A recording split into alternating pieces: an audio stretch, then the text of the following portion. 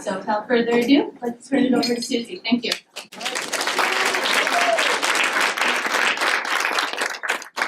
Thanks for that. I think this is awesome. I think applaud her for putting these things together. I think there's not enough of these events for us to kind of get together and share experiences, and I really appreciate you guys for hosting, and I'd love to see men in the audience too, so everyone's welcome. It's not just only for females, so appreciate that. But for those that don't know me, my name is Suzi. I'm the Chief Marketing Officer at Iridium Communications right now, and I got asked to just kind of give you my history, where I came from, how I got to where I am today. People always ask me that question, so you're going to kind of see my story today, and then some of my recommendations going forward of how we can become a stronger group and kind of build your own careers going forward. So where did it all begin for me? So this is one question everyone asked. And for me, it started with a Rondo lamp. So I don't know if anybody even knows what Rondo soda is, but if you're on the West Coast back in like the 70s, this was a kind of a drink we used to have. And I took shop in 7th grade. And I was doing actually plays and music, and you had to take another alternate, and so I took shop. And not many girls took shop at that time. And I had a teacher, Mr. Hayes, and Mr. Hayes was amazing. And he really believed in me. He kept, encouraging me to grow and learn and teach me I could do anything, right? It didn't matter that I didn't know how to run a drill or a sander or anything else, but and I created, this isn't the lamp, I couldn't find a picture of the actual lamp I made, but it kind of looked like this. It literally had a wood base that I had to put on the lathe and do, and then a lamp and put all the electrical cords in there. And he bet me that if I put it into the state fair, if I won a ribbon, he would take me and one of my best friends out to a very nice dinner with he and his wife. So I did. And I actually got a first place ribbon, and he stood to his word, and he took Donna and myself, he and his wife took us out to dinner, and that really encouraged me to know that I really could, build things, and I kind of started encouraging this building interest that I had way back when in 7th grade. On the TVs at the time, this was the first shuttle launches were starting, and if you were around watching TV, and I was 7th and 8th grade in 1981, it was on national news. I mean, we all stood around the TVs. We were watching it, right? It was on national news. It was on the morning news. It was on the evening news. Everybody was watching what was going on in the space industry, right? And that's what really got me inspired on these astronauts and what we were building in the shuttle program. It was phenomenal to watch. And I felt like the passion was starting to burn in me way back then at that point in my life.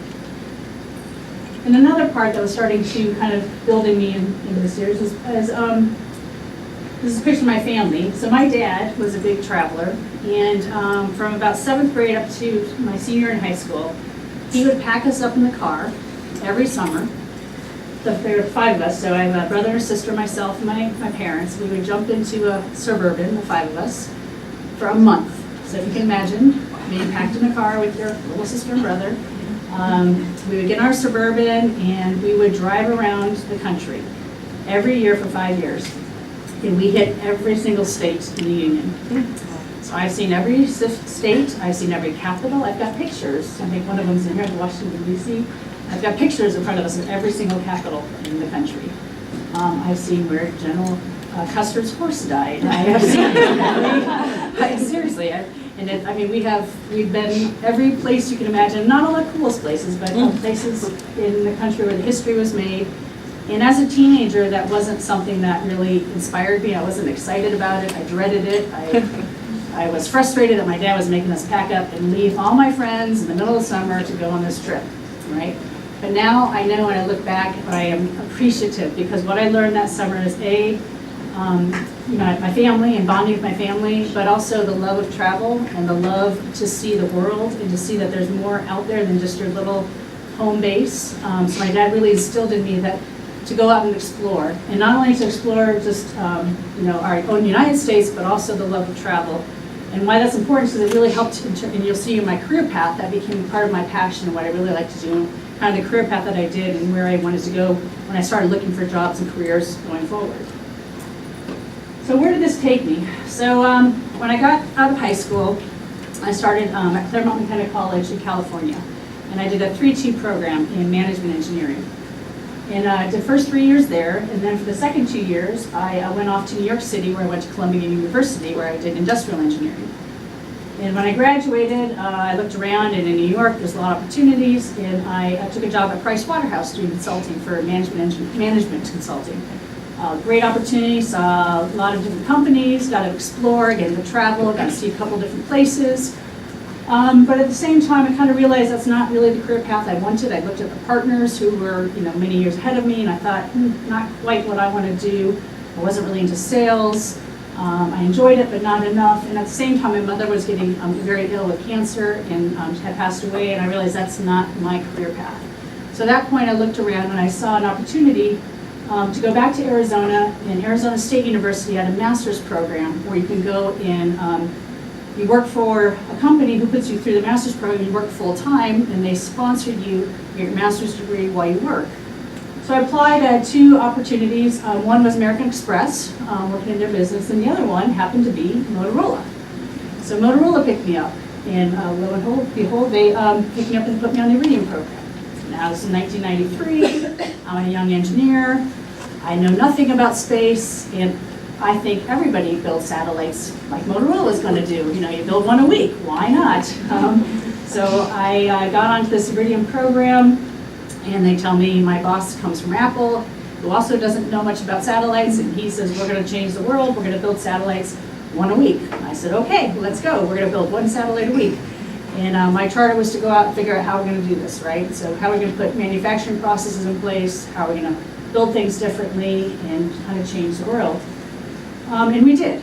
And we set out to do that goal of building satellites at a high pace, and getting them launched, and we did. We launched over 70-some satellites in less than a year, and really set a record back in the 90s, and launched this constellation that's been operating for many years and now just got replenished.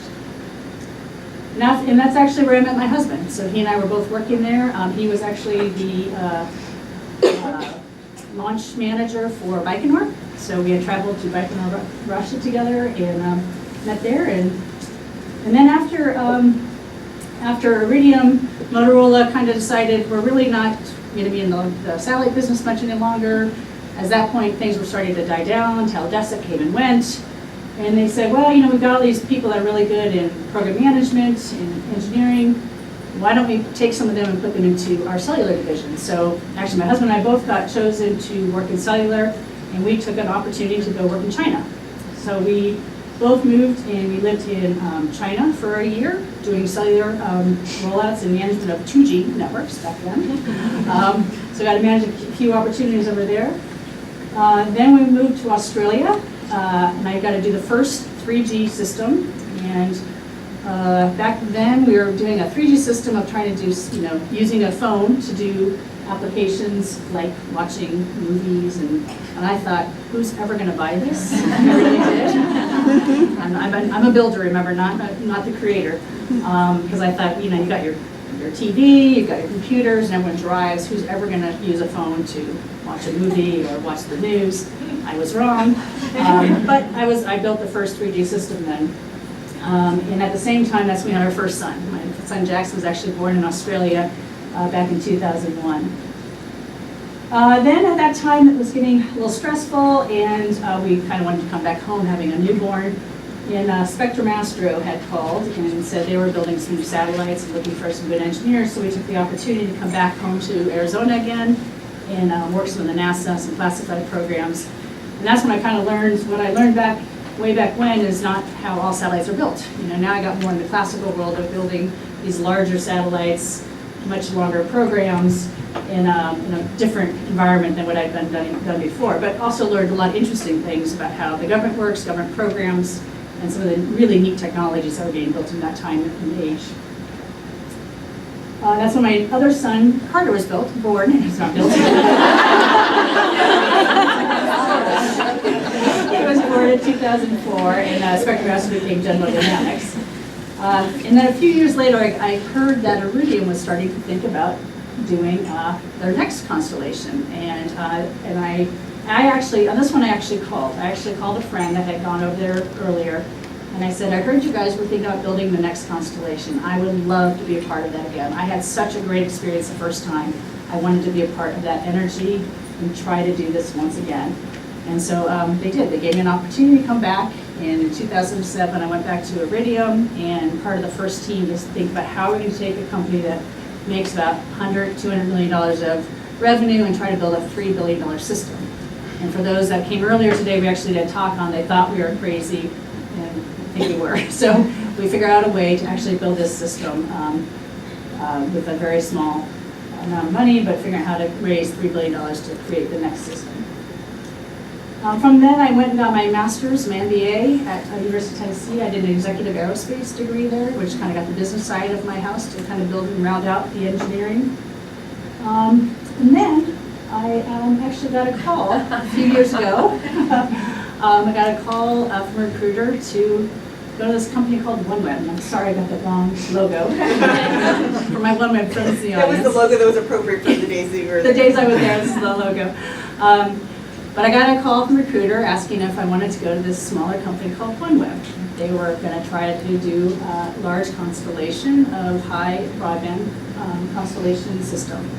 And I said, you know, when she first called, I said, I'm happy, I'm not going to go anywhere. But when she said OneWeb, I said, that's probably the one place I would talk about going. I liked the mission they were doing. I liked the challenge of trying to do another large constellation and to see if I could do it on my own without much top cover.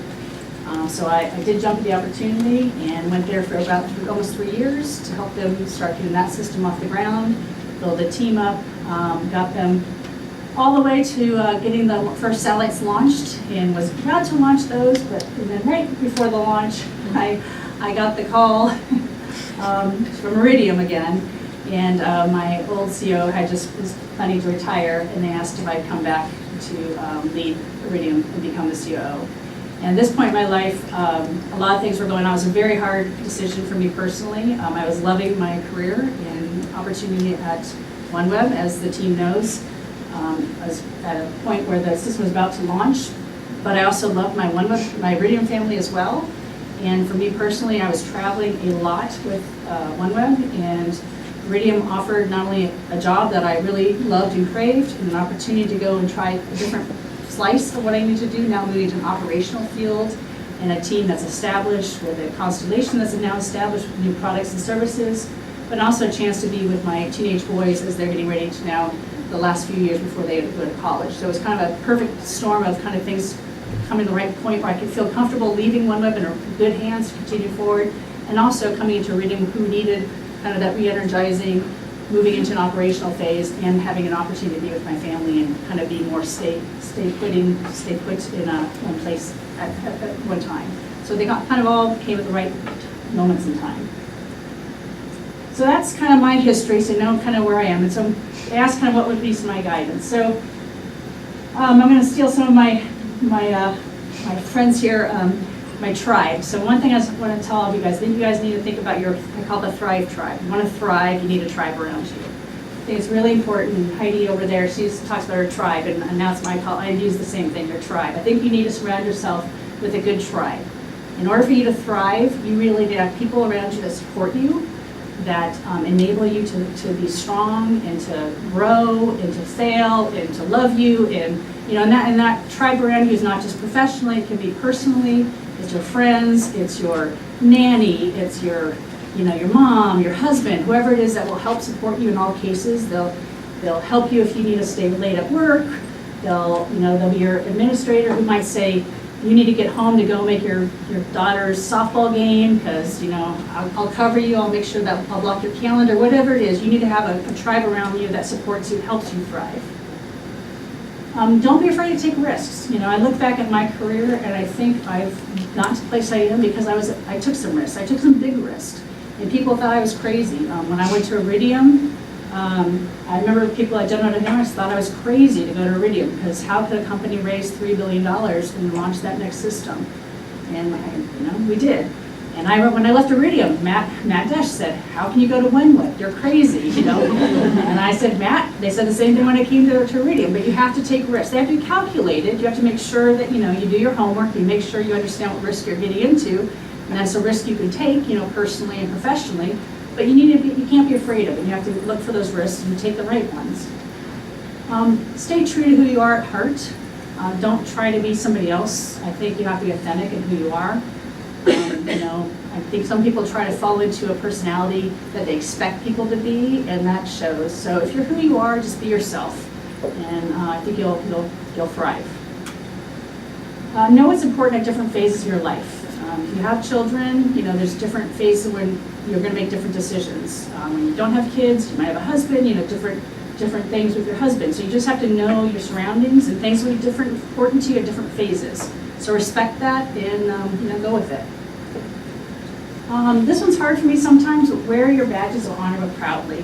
It's really hard, I think, for us to always be proud of the things we've accomplished, but try to wear those badges proudly. And it's one that I struggle with and I'm trying to do a better job at. Be diverse in all areas. So I think we get stuck in the traditional classes of diversity. I suggest that you try to grow yourself, your teams, your companies in a lot of different areas. It's not just about regular diversity. There's different backgrounds and experiences that you bring to the team. I really do. I got a lot of this from my women experiences. In fact, one of my CEOs was really good about this, about making sure that we have a very diverse team. And diverse doesn't, again, mean the classical senses, but bringing somebody from outside industries. Everyone doesn't have to come from the space industries, right? We had somebody from Google who brought somebody came from Vodafone. Those all bring different experiences to the table than everybody coming from the classical aerospace backgrounds. Different personalities, right? You need the quiet, you need the loud, you need the crazy, you need the really cautious. You need all of that because those will all bring different perspectives to what you're trying to do. And then you need the different career paths, right? You might need somebody who's been very traditional career paths, somebody who's gone out and in and out and in. They just, all of that brings different diversity and thoughts to your experiences and to what your team can bring. And just don't fall in the trap of hiring mini-me's. I think we all kind of do that. You naturally gravitate to people who look and feel and seem like you, but try to avoid that. Try to look for people that are different and bring different experiences to you. And then lastly, let's get more girls into space. I went to the Mobile World Congress last year, and I was on a women's panel over there. They have a whole day they do, and these women were talking about how, we only have 25% women in my industry, in my company, or we only have 40%. I'm like, I would love to have 25% women in a meeting. So I think we are really actually behind. Really are behind some of these other. And this is a high tech. Mobile World Congress is a high tech field of technology. All of these cellular worlds, right? Very high tech too. But they are doing much better than we are in attracting and retaining women in their field. So I think we need to do a better job of that. You are all role models. And you need to remember that as you're out there, whether that's at a dinner party with somebody's daughters in the room, right? They're looking at you, they're learning from you. When you're out and about, just remember you're always a role model wherever you go, and to try to embrace that when you talk to somebody, especially the younger kids. Make sure you do talk about what you do and encourage them to talk about math and science and space. And I was talking with Sasha today. I've got a friend's daughter who really likes space, but she's not sure about wanting to be an engineer. And I was trying to coach her that you don't have to be an engineer to be in space. And she's like, she wants to be maybe a lawyer or maybe in finance. I'm like, well, you need to talk to Sasha then, because there's a lot of lawyers in space, right? As we know here, we're standing here. You guys are lawyers that do space. So there's other ways to get into space without being an engineer only. They don't even know that those are some avenues to get into this business. Choose your words carefully. I specifically used girls in this title because I think we need to go all the way down to like when I was in 7th grade, when I was taught, Mr. Hayes taught me about shop, right? That's when it really got me going into my career path. So I think we have to really start at the youth, at the young ages. But also as we talk in our days, I use girls a lot, even when I talk about people our ages, which I think is a problem. We have to watch we use the right words. We have to watch how we put it into our job descriptions. There's words that apply to women and men differently. So just be cautious of that and be careful about what words we choose. And then finally, help be a part of somebody else's Thrive Tribe, okay? Make sure that you're here today. Do what Jeanette does. Try to help bring others up. Try to help do these organic groups in your companies. Try to get, whether that's a females group together, whether that's the under 35s get together. I mean, try to get the diversity groups, getting them together more, talking more, and helping each other to thrive. Because I think that at the end of the day, we have to help support each other and bring each other up. So that's it. Those are my big words of wisdom.